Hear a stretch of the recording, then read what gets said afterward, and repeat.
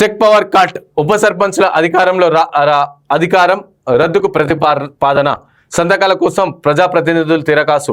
So అని ఆచితూచి అడుగులేస్తున్న సర్కారు. ఎందుకంటే మనం చూసాం గతంలో చూడొచ్చు సర్పంచ్కి చెక్ పవర్ ఉన్నప్పటికీ ఉప సర్పంచ్ కూడా చెక్ పవర్ ఇచ్చారు.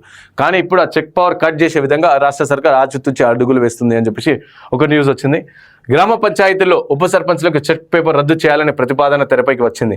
ఈ అంశాన్ని పంచాయతీరాజ్ ఉన్నతాధికారులు ప్రభుత్వం ముందు పెట్టినట్టు తెలిసింది. బీఆర్ఎస్ హయాంలో తీసుకొచ్చిన పంచాయతీరాజ్ చట్టంలో కార్యదర్శి బదులు చెక్ పవర్ ఉప సర్పంచ్కు కట్టబెట్టారు. అప్పట్లో దీనిపై అంతర్గత అభ్యర్థాలు వ్యక్తమైన అప్పటి సర్కారు పట్టించుకోలేదు. దీంతో సర్పంచ్ ఉప సర్పంచ్ మధ్య రాజకీయ వ్యక్తిగత వైరం, ఆధిపత్య పోరు వల్ల నిధులు అందుబాటులో ఉన్నా ఖర్చు జోప్యం జరుగుతున్నదని ఆఫీసర్లు చెబుతున్నారు. ఇక పరిపాలన పరమైన ఇబ్బందులు సైతం ఎదురవుతున్నాయని పేర్కొన్నారు. ఈ నేపథ్యంలో ఉప సర్పంచ్ల చెక్ పవర్ రద్దు ప్రతిపాదన సహేతుకమే అని అయినా బీఆర్ఎస్ దీన్ని రాజకీయంగా వాడుకుంటుందనే అనుమానంతో ప్రభుత్వం ఆచితూచి అడుగులు వేస్తున్నట్టు తెలుస్తుంది. ఇక సంతకాల జాప్యంలో తలనొప్పులు, విధుల నిర్వహణలో గతంలో సర్పంచ్లో కార్యదర్శి చెక్ పవర్ ఉంది.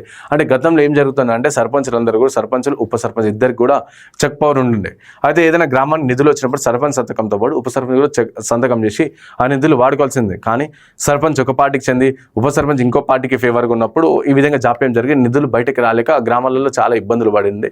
సో గ్రామ కార్యదర్శులు ఎవరైతే ఉంటారో వాళ్ళందరూ కూడా ఆఫీసర్లు ఎవరైతే ఉంటారో వాళ్ళందరూ ఇబ్బంది పడిన పరిస్థితి చూసినాం.